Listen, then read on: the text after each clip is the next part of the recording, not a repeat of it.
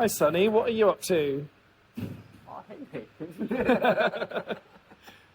Should we talk to the Kindred Lift team? That's a great idea. I've got some important points for you to all consider when it comes to this next block. Let's talk about that. Kindred Lift program overview is what I want to discuss today about the new block that we're entering in. I've seen some of you, or a lot of you, for the block already, but I wanted to highlight some of the points about the daily 1RMs and why we're doing them, and also the back offsets and why we have them, because it's obvious to all of us now that it's going to be a lot of sets of the squats, bench, and deadlift. But 1RMs, what it's designed to do is to help potentiate your nervous system so that the back offsets feel much lighter in comparison. So as you're warming up, you might actually do the back offset weights, and it might feel heavy, but after you've potentiated the nervous system by going heavier for 1 rep, and you go back to that same weight, it's going to feel a lot lighter to do either 3 reps or the 5 reps for that particular week.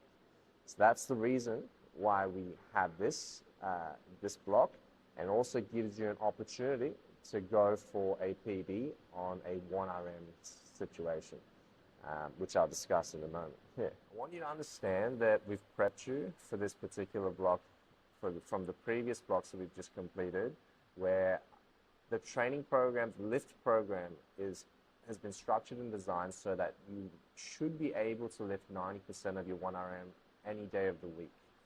And that shows, this is going to be a test of that general physical preparation thesis around this Kindred Lift program.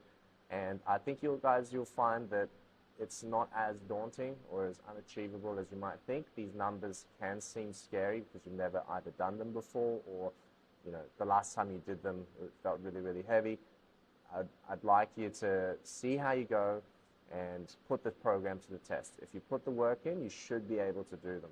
However, I'd like you to also bear in mind some questions that you should be asking yourself, whether you've had enough or adequate rest, adequate sleep. Have you slept? How was the quality of your sleep? Have you had sufficient hydration? Are you stressed? Is there external stresses that are impacting your recovery, such as work, family, relationships, or otherwise? Have you had sufficient calories, right? Are you dieting for this summer that we're going to be embarking on, hopefully soon? All of these factors need to be considered when you're pushing your body to be able to do 90% of what it should be able to do. And if it's not really meeting this minimum standard for recovery, then you should auto-regulate how you train on that particular day as well. So those are things like load management on the day. Look, I feel like crap. I'm not going to be able to push 90%, but that's to be expected if you're not really focusing on getting that sufficient recovery. But if the opportunity does present itself to go for that 1 rep max PB, this is the time to do it. There are 2 caveats that I want you to consider if you are going to push for a 1 rep max PB, which I will want you to if you're up for it. We're up for it. Pushing those boundaries. Now, first is going to be if you do achieve a PB on that particular, or even if you don't, if you fail that PB for whatever reason, if it was too heavy, chances are you've got to have really grinded that rep out. It's going to be max level exertion, 10 out of 10 effort. The back offsets won't feel light after that. Your nervous system has taken a beating, and therefore the rest of the entire session could feel like a massive chore. And that's okay. We just need to account for that. If we see that coaches will be able to tell, and you'll be able to tell, that rep took for an eternity to complete, then that's the telltale sign that was you gave it all you had, whether you made it or not. So the back offsets, maybe even lighter than what's been prescribed. The accessories, perhaps a set less or going a bit lighter. There's always another week that you can attempt for it. You really shouldn't be going for a max 1RM PB every week that we have this block. So we've got four weeks on this block. So pick and choose your battles. If you feel good, go for it, because you may not get another week where you do come in, the stars have aligned, where the recovery's on point, you're not stressed at work, all those things. So those chances might be rare. So if you do feel pretty good, go for it. We encourage you to do it. The second caveat to the PBs is, especially this is a message more for the guys that are lifting quite significant amounts of weight when it comes to the squats and deadlifts. We're talking, body weight or more, potentially double body weight numbers. I want you to avoid going for a PB on both squats and deadlifts in the same week. So the bench press, not so much. I'm not as concerned about that. But if you're going to, let's say, go for a squat PB, or if you've already gone for a squat PB, in fact, this week, and you've hit that, and you've also gone for the bench press already, then the deadlift day, this coming tomorrow, I'd like you to just hit the 90%. Even if you feel like you have more in the tank, just be gentle with the nervous system, okay? Because if you fry it, if you do overtrain and fry the nervous system, it can take up to possibly 10 days or more for you to feel okay again. You're going to feel sluggish, lethargic, you feel like crap, you might even get sick. It's not worth doing that. Like, you take care of yourself, and it's a long block, it's 4 weeks, you'll have plenty of opportunities to push, so don't overcook it week 1 or week 2 and just go for gold. Listen, if it's 4th week, maybe, okay? But just keep that in mind, be sensible, and don't fry the nervous system if possible.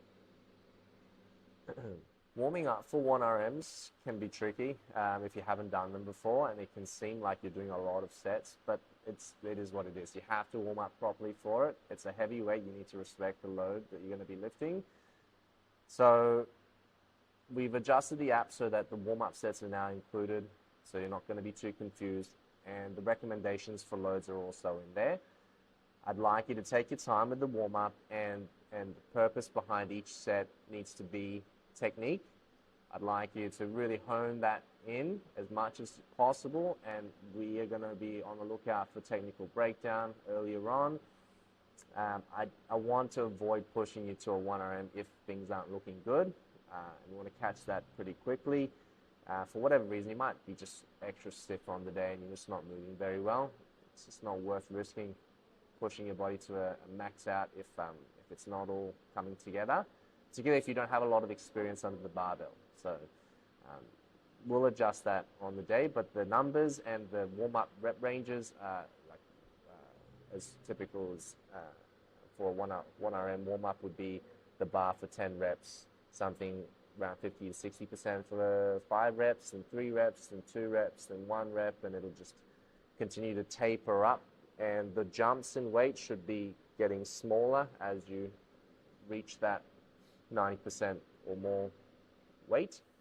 Now, pushing the body to 1RM or more in terms of load, we're going to expect technical breakdown. It's not always going to look pretty. It's not going to be perfect. And this, in effect, gives us clues as to where your weakest links are, which gives us something to work with when it comes to programming. So I know what people struggle with the most when it came to their squats or bench press or deadlifts, and which accessories or variations are going to help bring up those weaknesses. So don't fret if it doesn't look pretty or if it's not, the perfect technique. We're expecting that, and we'll manage it.